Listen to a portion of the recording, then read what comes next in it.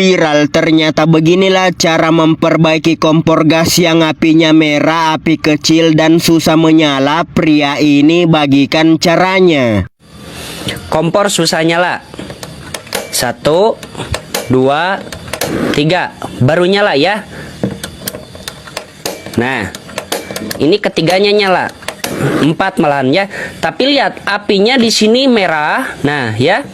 Ini caranya sangat gampang sekali. Saya kasih tahu lagi untuk yang belum tahu, kita langsung bongkar ya.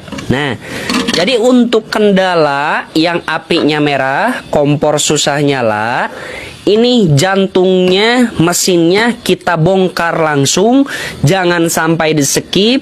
Ini ilmu buat kalian ya. Nah, seperti biasa ininya dibongkar dulu.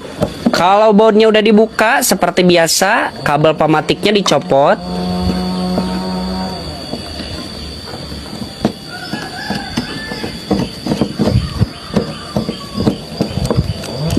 Nah, jadi dalamannya itu kayak gini ya. Yang susah nyala, satu bisa dari akibat pematik. Jangan sampai longgar ya. Kalau misalkan pematik ini longgar, jadi percikan api kesini tuh gak bakalan normal. Harus dipastikan ini kenceng ya. Jangan sampai longgar. Dan yang kedua, ini misalkan udah diakalin dari sini ya. Nah, dari sini yang apinya kecil, api kecil merah, udah ditusuk-tusuk tetap aja merah, atau ininya udah dibersihin tetap merah. Nah, ini masalah yang terakhir ya, ada di jantung regulator. Nah, ini yang namanya jantung regulator, api kecil ada di sini ya permasalahannya, api merah ada di sini juga permasalahannya, atau misalkan macet susah dijetrekin, ada di sini permasalahannya dari jantung regulator ya. Jadi kita bongkar permasalahannya menggunakan tang ya yang lancip, dicopot.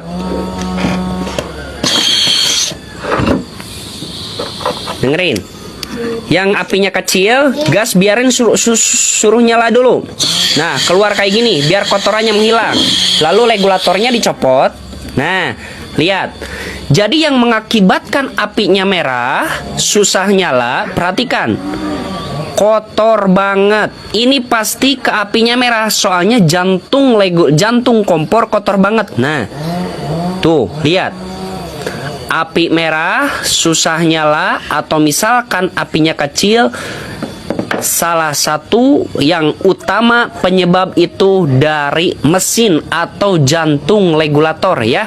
Lihat, lobang-lobang yang ada di sini jangan sampai tertutup kayak gini. Ini harus bersih. Dan yang kedua, lihat, ini juga harus bersih ya. Jangan ada sampai nempel-nempel kotoran kayak gini. Kita langsung bersihin ya. Kalau ada pakai tisu ya. Kebetulan tisunya di saya nggak ada. Soalnya di kampung, gek ya, wajar.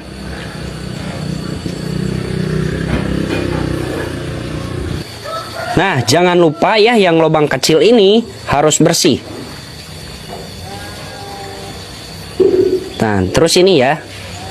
Sampai bersih, kosong ya, jangan sampai tersisa kotoran. Insya Allah yang tadinya apinya merah atau misalkan apinya kecil, kalau mesin ini udah dibersihin pasti bisa normal kembali. Jangan sampai tertutup ya. Oke, udah cukup, ini udah bersih ya. Nah, ini saya akan kasih tahu cara pemasangan jantung kompor. Jangan sampai salah ya. Cara pemasangannya harus posisi kayak gini. Nah, miring kayak gini ya. Lubang kecil di atas, lubang yang besar di pinggir, kayak gini. Jangan sampai salah. Kalau salah pemasangan, nanti ke kompor beda, susah nyala. Atau yang tadinya posisi kompor harus nyala, itu posisi mati. Kalau misalkan posisi mati, api kompor nyala. Kalau misalkan jantung kompor kebalik masangnya. Nah, lihat cara pemasangannya kayak gini ya. Ini ilmu buat kalian. Nice ya, kayak gini. Lalu masukkan per. Nah, ya.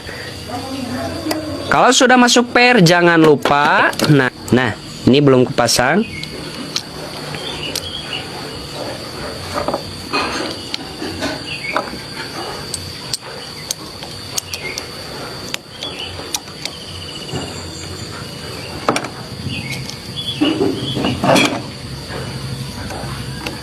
Oke, kalau sudah dipasang, jangan lupa ya, kabel pematiknya harus dipasang. Kita langsung tes apakah bisa normal kembali atau misalkan harus berapa kali nyetrekin. Kita langsung tes ya. Mudah-mudahan ini bisa normal kembali, jadi bisa membantu ibu-ibu yang di rumah. Kita hitung sama-sama ya, mudah-mudahan 1 kali jetrek ini bisa nyala. Bismillahirrohmanirrohim. Nice. Lihat gek ya. Ini apinya biru. Langsung sekalut cetrek. Ini udah dipastikan normal. Kita matiin sekali lagi. Perhatikan.